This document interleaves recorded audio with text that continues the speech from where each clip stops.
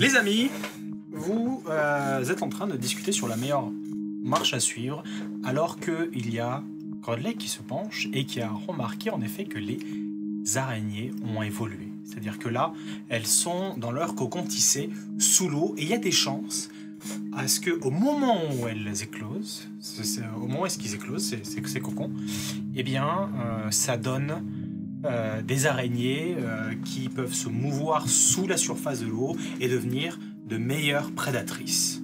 Nous allons vous demander de garder votre calme et le silence pour l'instant, mais tout est sous contrôle, ne vous inquiétez pas. Tante Elisabeth, écoute, tu es trop curieuse, hein, vraiment, tu devrais les écouter. C'est quand même un très grand paladin qui parle.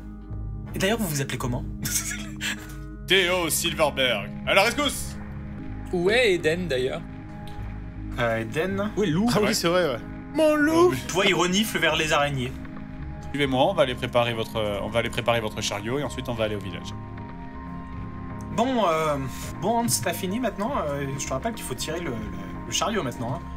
Et donc, il y a Hans qui est très très fier et qui a en effet fini de... Allez, viens, on va le tirer ensemble, le chariot. Je pose les deux mains dans l'eau comme ça. Il y a la jeune femme donc, qui devance donc, le chariot, qui fait bon, je vais ouvrir la marche, hein, on va y aller, je vais vous emmener vers mes amis, puis si on peut vous aider en quoi que ce soit, faut vraiment pas hésiter, hein. On est là pour ça, hein. Je sais pas exactement ce que vous cherchez, mais je pense qu'on peut faire quelque chose. Hein. Ne vous en faites pas, Dame Elisabeth, je vais ouvrir la marche avec vous, on sera moins seul ainsi. Ouais, c'est bien la première fois qu'on m'appelle dame. Hein. Oh, pas Non, plus, je fais signe à Eden de pas rester trop loin, mais de pas rentrer là où il y a des Tu te fais habitations. comprendre sans trop de difficulté de la part, envers Eden, sans problème. Continuez votre chemin donc vers le nord. Parfait. En aventure, compagnon.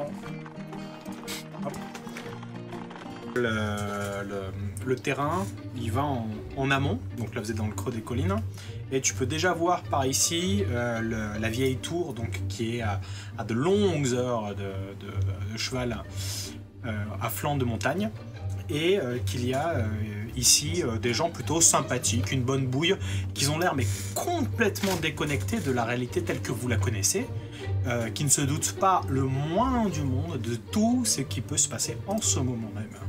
Donc il y a donc des poules ici et là, il y a les vaches qui ruminent et qui te regardent avec le même air intelligent que Bob ou Shin, la manière dont on essaie de draguer la paysanne, alors que chacun est affairé à ces petites préoccupations, que Théo ouvre la marche en posant stratégiquement ses regards à droite à gauche pour savoir exactement quelle route emprunter, et il est déjà sur le plan avant, tandis qu'il y a Grunlake, lui, de son côté, qui a une vue d'ensemble en voyant l'amont et la vieille tour, et que Bob, de son côté, roule des mécaniques en voyant la paysanne.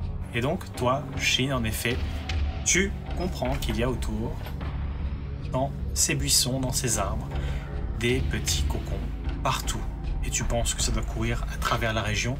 La menace est non seulement imminente, mais la menace est totale.